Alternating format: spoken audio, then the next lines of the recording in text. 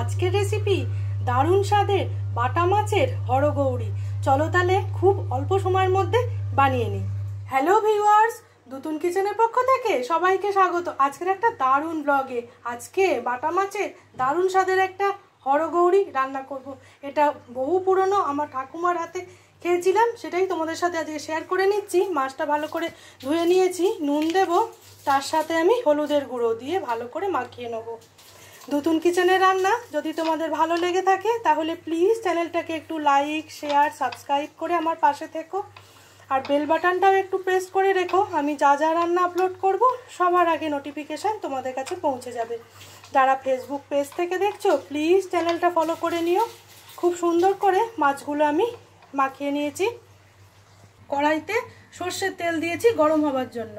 নুন হলুদ মাখানো বাটা মাছ এবার নিয়ে তেলের মধ্যে দিয়ে দেবো, একটা একটা করে ভেজে নেবো।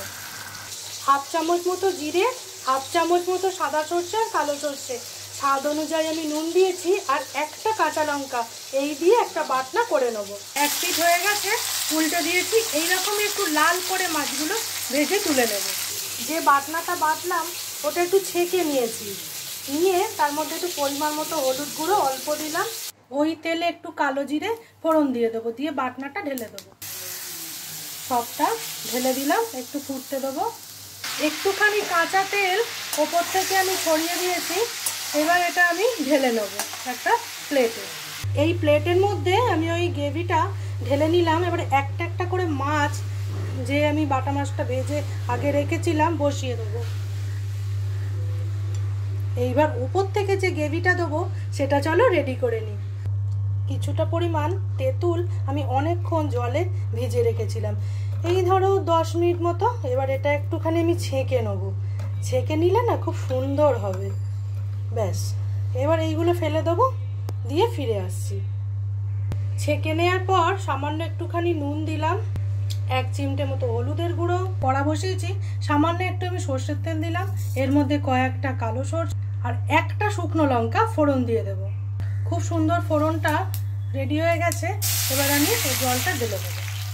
খুব সুন্দর ফুটছে, এই সময় আমি 1 চামচ মতো চিনি দেবো। তোমরা মিষ্টিটা তোমরা আন্দাজ বুঝে দিও। এবার আমি গ্যাসের ফ্লেমটা অফ করে দেবো।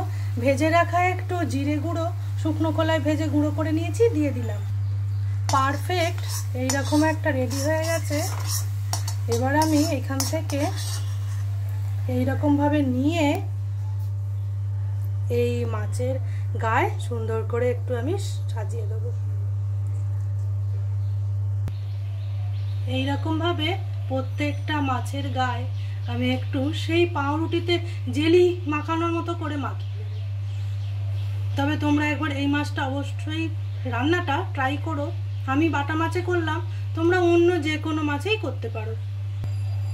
আজকের ভিডিওটা এইখানেই শেষ করছি। তোমরা ভালো থেকো, সুস্থ থেকো, দুতুন কিচেনের পাশে থেকো। আজকের মতো টাটা। আর এইভাবে অবশ্যই একবার বাটা মাছের হরগৌরি ট্রাই করো।